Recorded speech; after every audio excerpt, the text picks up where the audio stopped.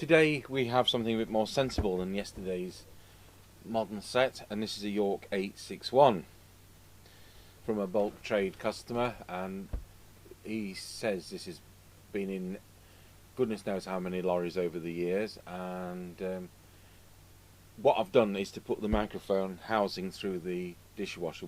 I don't want microphones coming in this COVID situation, however clean a household they're coming from. So for our precaution, all microphones go through the dishwasher, and I will clean that front panel up a bit with foam cleanser.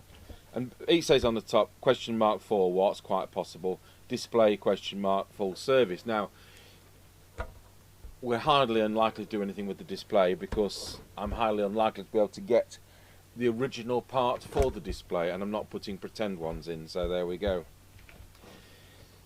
So unless it's got loads and loads of bars out, I think that would be our policy. If it's got one bar out, fair enough. If it's got more than one bar out, then I think we would do something. We may have the odd scrap chassis as well on side. So we've got a bit of a short power lead, and that's fair enough. I'll just check the fuse is correct. It should be 2 or 3 amps.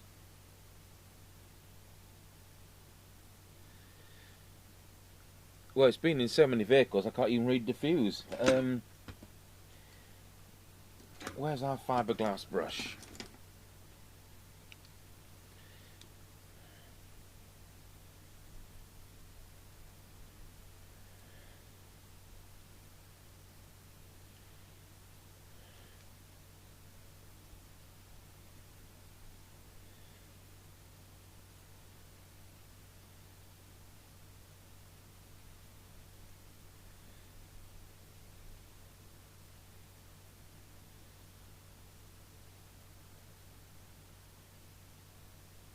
That's the British standard number on that end.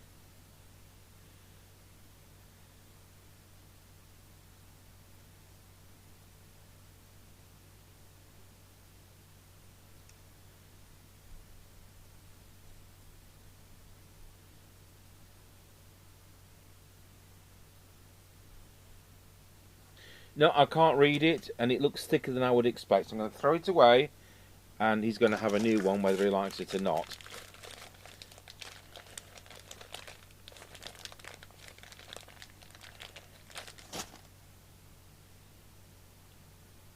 That's 3 amp.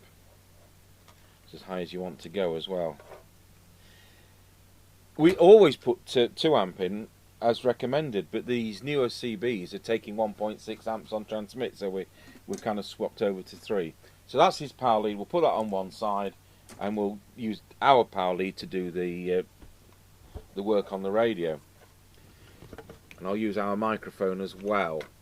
So we'll power it up. And it's the microphone with the plastic round it. It's the Cybernet one.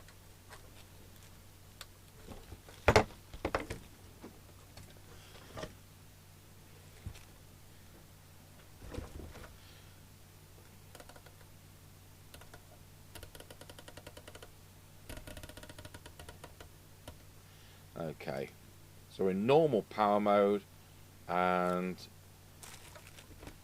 we'll go picture in picture, and let's see what it's doing. Well, it's doing 3.9 watts, so that's excellent. I'll balance that out because sometimes they're not. Oh, there's his bar out. Sometimes you get an imbalance on Cybernet radios, especially. So it's exactly 4 watts on channel 1. And it's 3.8 watts on channel 40. Well, that's near enough, but we'll still go through it anyway. This gives the impression of probably a dirty channel selector switch. On the other hand, it gives the impression of it could be a dry joint within the display. But well, look, I will have a quick look at that.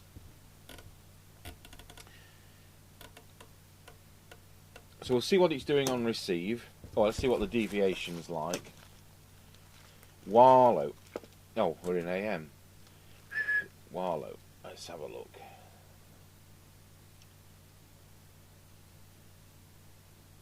Wallow. It's doing 3.5, which is totally unacceptable. Let's see how on frequency it is. Should be 27.79125, 79110. It's well within spec, but you know, we'll be bringing that up as it should be. So I'll open it up, and we actually may as well start with doing that. He brought, I think it's 4 sets in this time, and one's at one of those Murphy base stations, which has got an intermittent on it, so that's not promising.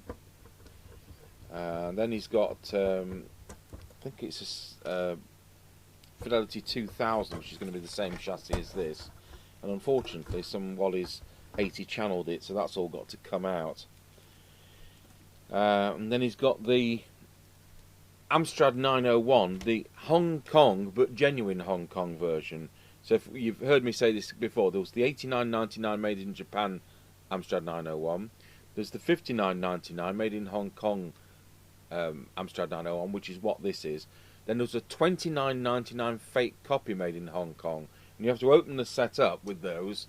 And when you look at the printed circuit board, if it's screen printed with the component values, then it's the 59.99 genuine one. If it's a blank board with no component locations, then it's the fake version. I don't know whether we've got a scrap chassis here to kind of show you. We usually have a scrap Amstrad or two kicking around.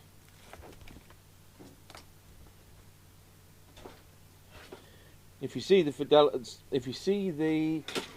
Amstrad 900, that's the one without the Roger bleep, they are always the genuine article. So they really are well worth having. I mean, that's a Mustang, so that's why that's like that. What's this? Yeah, that's, no, I haven't got one to show you kicking around, but I know there are some. You know, I think there's one that Quotageous brought round, and it's in my entrance porch. Right, back to this. Now, we don't normally need to change any capacitors, but I tell you what, my experience tells me that's been hot. That is going to get changed, because when you look at electrolytic capacitors, they've got the heat shrink covering with the value and that on, and that one has receded because it's got hot and it's heat shrink. It's receded, and it's not one of those that has the vents on the tops. It might have vented underneath, so that's going to have to be changed. So we're going to have to actually get on with that, because it might affect what else we do with the radio. So it's very rare I have to change anything on a Cybernet like that, but if it's been in various lorries and tractors, and this is a farming community here, and he's about 45 miles northeast, shall we say, of here. We're near Grantham, so he's beyond Louth. I think that's something which we need to do.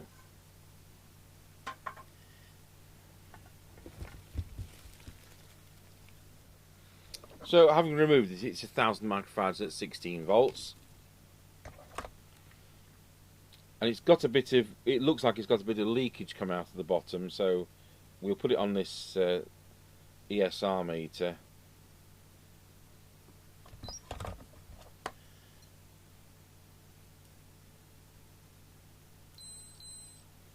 It's a bit high, and that's often indicative of imminent failure, so that can go. And we'll put a replacement one in. Now, this isn't some miraculous kind of recap job, so we're going to be putting in like for like. So we're putting in an ordinary type of capacitor, but we only buy in the 105 degree one, so in that respect it is a slight upgrade, and it is in an area that gets hot, that's certainly not that hot. And bear in mind, this radio is 39 years old, so I don't think anybody's moaning at the fact that it needs that changing. Before we put this in, we'll just see what this reads on the ESR meter. Just going to clean the leads a little bit, just in case they get tarnished. So we've got 1000 microfarads at 16 volts, which is exactly the same value, but of course these have shrunk.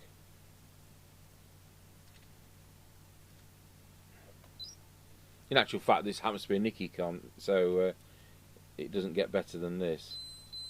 1002, what about that being on the dot? Fantastic. So that's what he's got himself. A top one. We just have these in our standard sets here, and it happens to be Nicky con.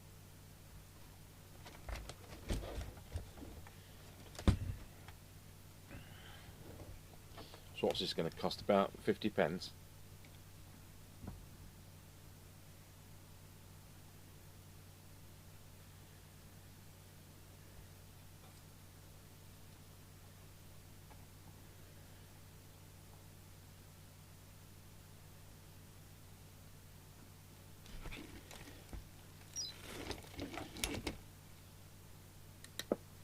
Right, so we'll now check the VCO.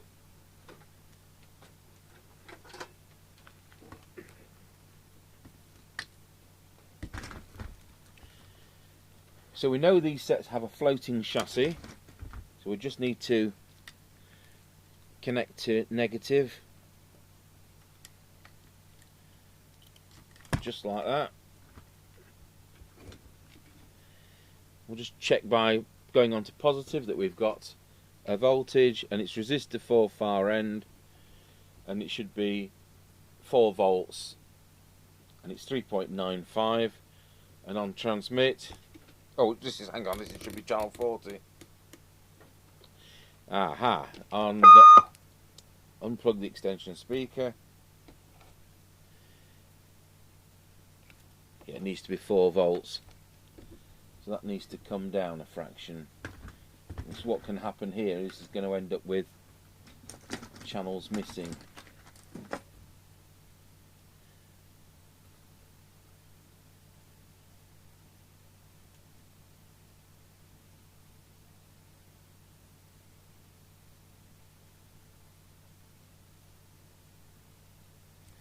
Although I only did one of these yesterday, I'm going to check with the manual because I've got a memory like a sieve. And it is 4 volts. Yep.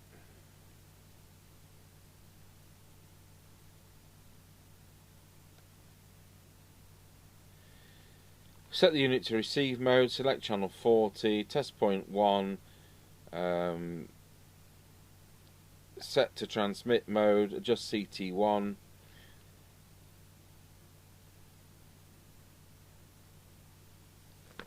There we go. So let's see where we are on receive. So that needs to come down to 4 as well. We're in trouble. The VCO coil has a broken core. It's had the screwdriver expert in it. So what I'm going to do is we're going to unsolder the VCO coil,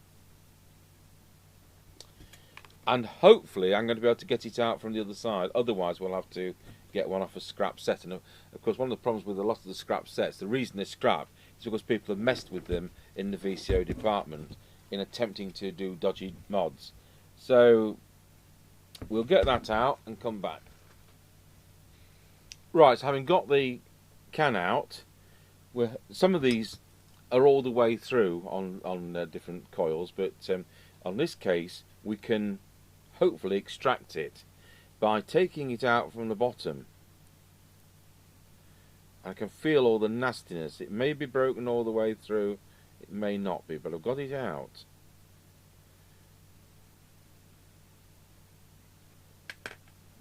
And just like the doorstep of a 300-year-old cottage, that's a typical British thing to say, And nobody'd want to live in a building which is new, would they?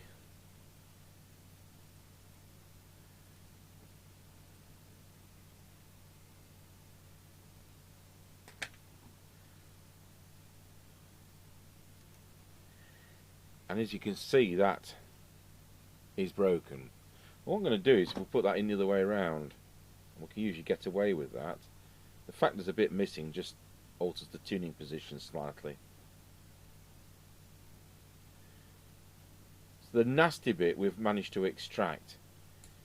All the dust has gone on the bench, and I'll just sweep it onto the floor. So we'll put that back in.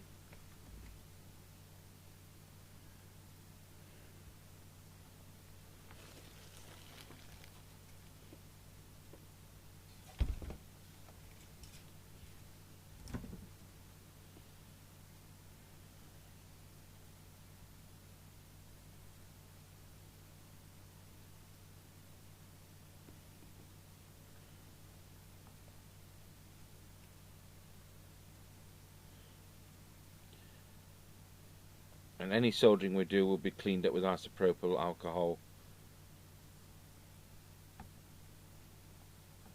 later on. So we don't know where we're going to end yet.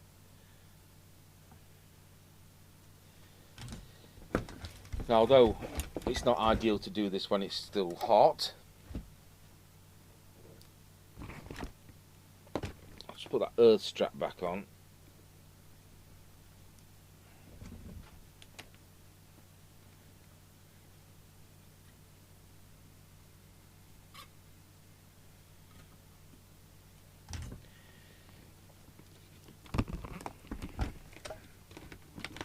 And once again we'll see if we can set the VCO up on receive.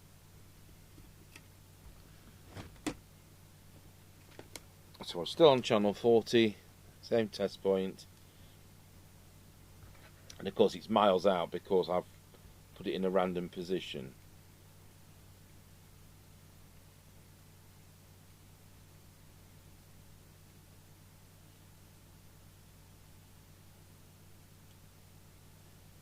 .99. Now we'll go back to transmit because it's interactive. Yeah, we've now got that at 2.5. So now I need to bring that one back up.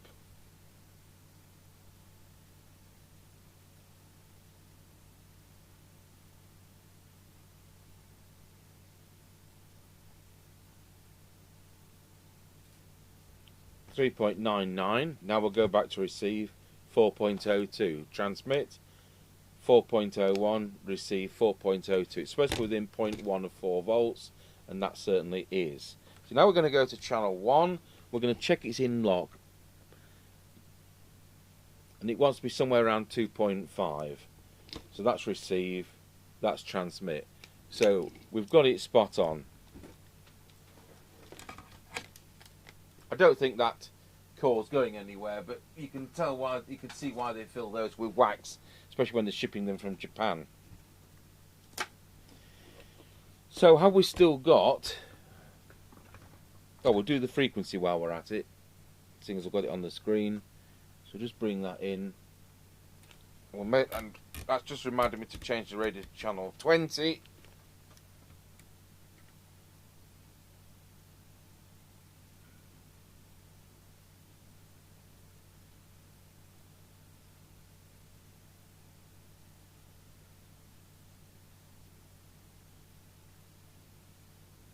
We'll get there eventually. That'll do, 2779.127. So go back to the power meter. So we need to check that's on maximum. We've actually got more power now. It's now 4.3 watts. Check that's peak. Check that's peak.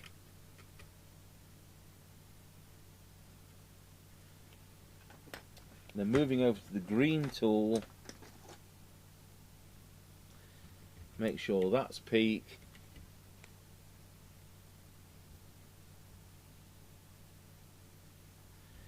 And that's peak.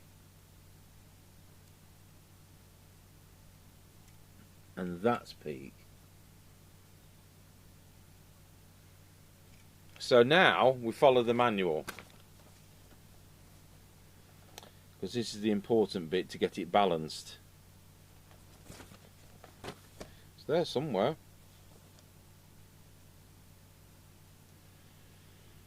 So we're going to rotate 4, which is that one, to 4.4, and that's where it is. We're then going to 9 as clockwise. This is anti-clockwise. It says to 3.8, but we're going to do it to 4 because they have to get it through customs, and I want the customer to have the maximum he's entitled to. So 4 is spot on. So now we'll go to channel 1 and check it's within 0.1. So it's about 3.95. Channel 40, 3.95. Channel 20, 4. So I reckon that's a good one. So we'll do the deviation. The mic gain needs to be there, which it is. And we'll just get the little oscillator out. There it is.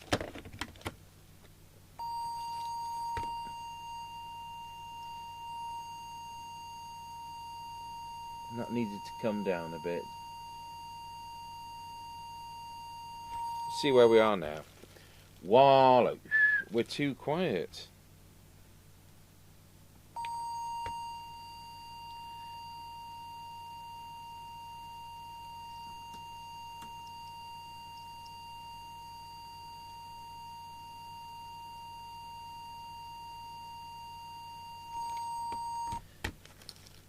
Wallow. Wallow. It's just not consistent, this. Testing 1, 2. Wallow. That's 0.5. I wonder if it's dirty, the control.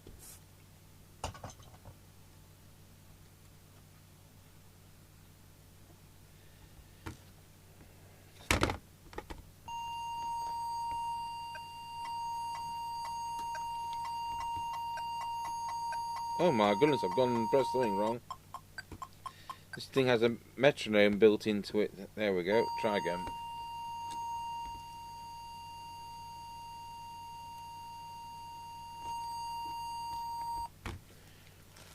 Wallow.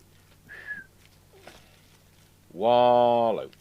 We're going to have to come back to that later on when the customer's mic comes back anyway. Just see what it sounds like on our monitor receiver.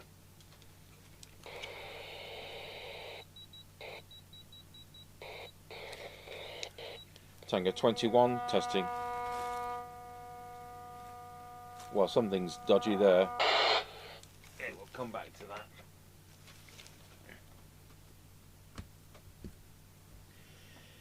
Okay, so we'll look at the power meter. It should be reading 4 watts. Boing, it's reading top of the scale.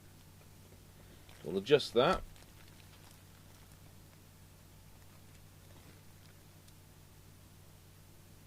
There we go. Low power should be 0.4 of a watt. And it's,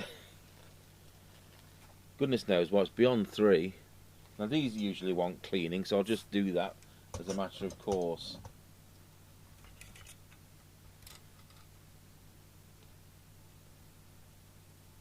So we don't know where it was, but it's now at 0.4, as you can see. So that's that sorted.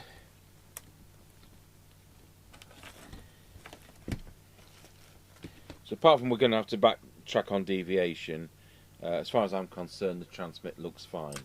So I'm going to go and do some shopping for an elderly parishioner, so we'll leave it at that for now. Okay, so we'll move over to receive now.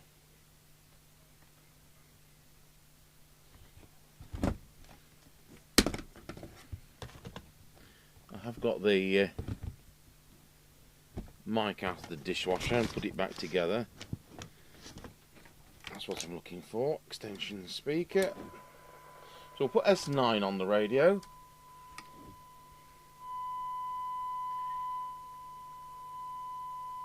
and we want maximum recovered audio on that oscilloscope.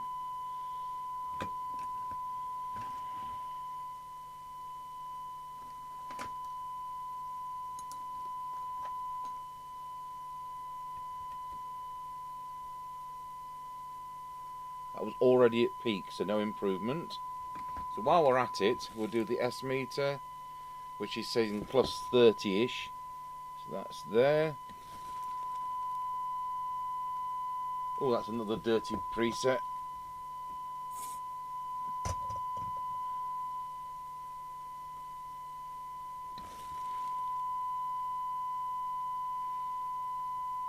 Oh, they are difficult to see, aren't they, these meters? There we go. 9 it is.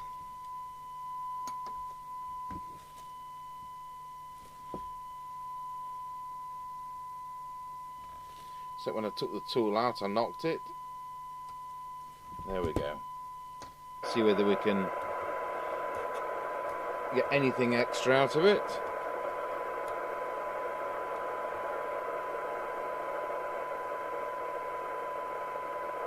I'll tell you what, we can. It's so good that I was thinking I'm in the wrong mode on the test set.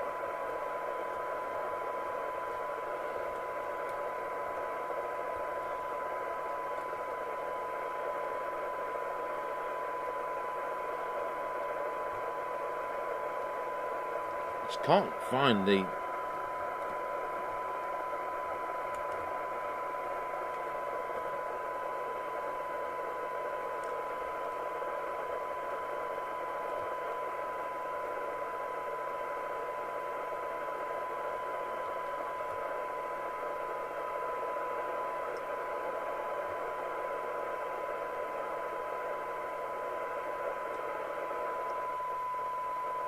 a bigger signal on for that one.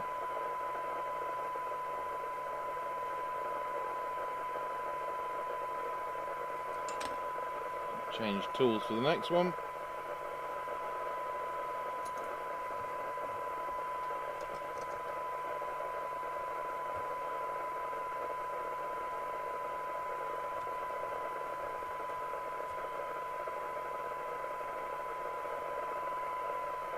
That's spot on. So what we're getting, like 0.3. Are we in the right mode or something?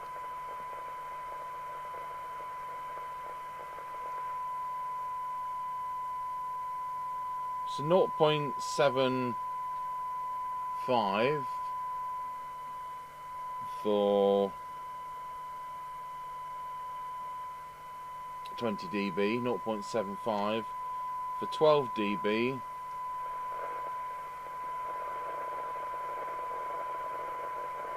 we're on that border again, 0.29 for 10 dB,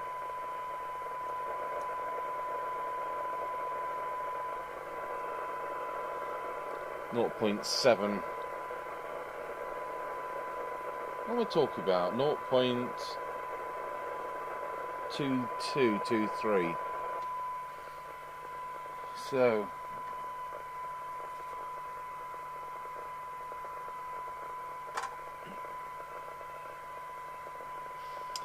excellent. So we need to go back to that,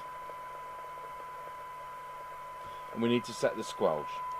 So we'll turn the squelch to full. There we are, squelch to full, and now I'll put this on the attenuator,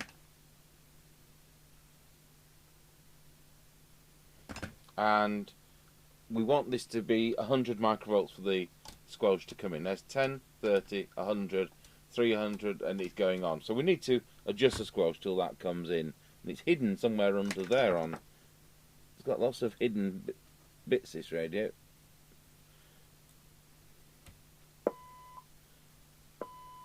So hopefully when I take it to 30 it's gone, and it has 100 and it's on. So that should be aligned right. So now turn the signal generator off, switch the squelch to minimum and to threshold. switch the signal generator on. I forgot to park it at 0.3. Try again. So let's see when it's coming in. It's coming in about 0.49 of a microvolt. It's leaving about 0.4. So that's nice and sensitive squelch. So the only thing for us to do is to backtrack on that preset. So although I'm tempted to put the bottom lid on this, I better not do, because that's going to want looking at, and the audio is nasty, and I don't know whether that's my brand new microphone or whether the audio really is nasty. So we'll come back to that with the customer's own microphone. So now we've got the factory original microphone with it, we'll go back into that deviation and see if we can see what the snag is. Wallow. That looks right. So we'll just put the monitor receiver on it. Testing 1 2, testing 1 2 3 4 5 5 4 3 2 1. Wallow. We don't seem to have any rustle on that old mic. 1 2 1 2, testing 1 2.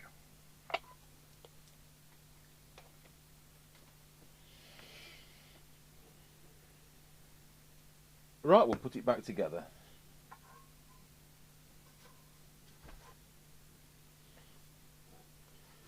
I think we might have the same customer's Amstrad 901 tomorrow, which is the, as I mentioned at the beginning, I think I mentioned at the beginning, is the Hong Kong version, the genuine Hong Kong version, not the imitation Hong Kong version.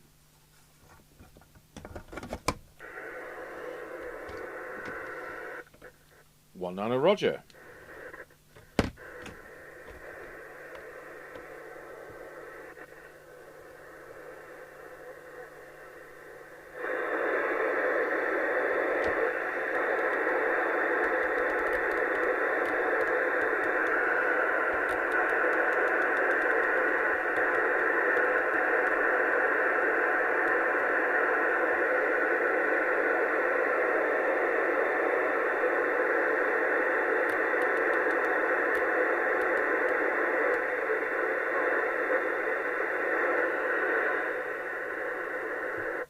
So as usual, we're not going to be hearing anybody around here, so we'll do an on-the-air test later with Mr. Chippy, and I know that that will be as right as rain.